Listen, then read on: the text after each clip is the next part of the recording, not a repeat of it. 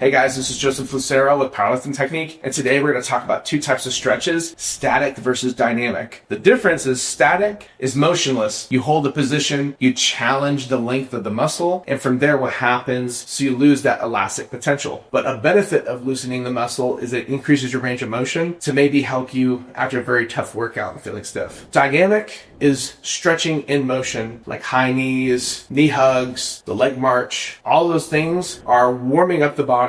The muscle is more elastic, it can stretch better, but because you don't hold positioning very long, it doesn't loosen it and you don't lose power as well. I'm going to show you three types of dynamic and three types of static stretches. And I'm going to start off with dynamic because that's how you should start your workout. So the first thing I recommend for anybody is knee hugs, because when you do a knee hug, you're going to bring the knee to your chest, which recruits the glutes, the hamstrings. It'll also recruit your traps, your lats, and kind of get the full body effect going before the workout. So you go here, you hug, and you try to get that muscle tense so that it's starting to build friction and warmth for development. I would do knee hugs for 10 reps total. And then the next thing I would do is the inchworm. You'll kind of go into a toe touch, and then you'll eventually lean forward.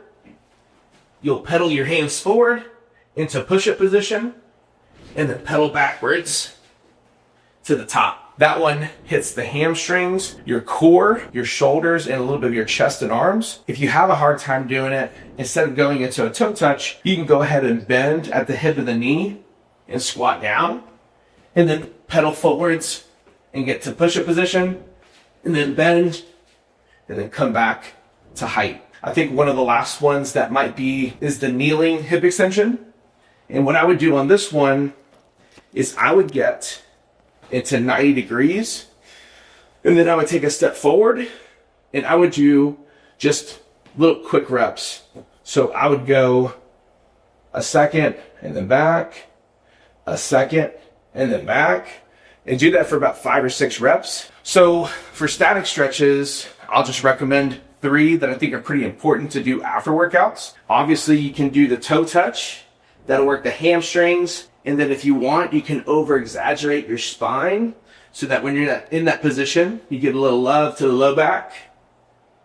People might think that looks wrong, but there's nothing wrong with it. You just gotta know what you're doing with it and why you're doing it. Another one I would do is the calf stretch. You'll put the balls of your feet on an elevated platform and then try to lean into it and keep your heels down.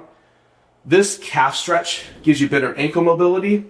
So whenever you squat and hit depth, your feet stay flat and you have better positioning in the future. One more that I do, especially for having a tighter chest, you just do this chest stretch right here, pull against the rack, and then there you can kind of get a little support with the chest. And if you have bicep issues, you can make a fist, put it into the rack and tilt it and pull, and you'll actually feel a stretch from the bicep down as well. If you have questions or concerns or want to learn more, reach out to us in the comments below, subscribe, like the channel, and then hopefully we'll catch you next time.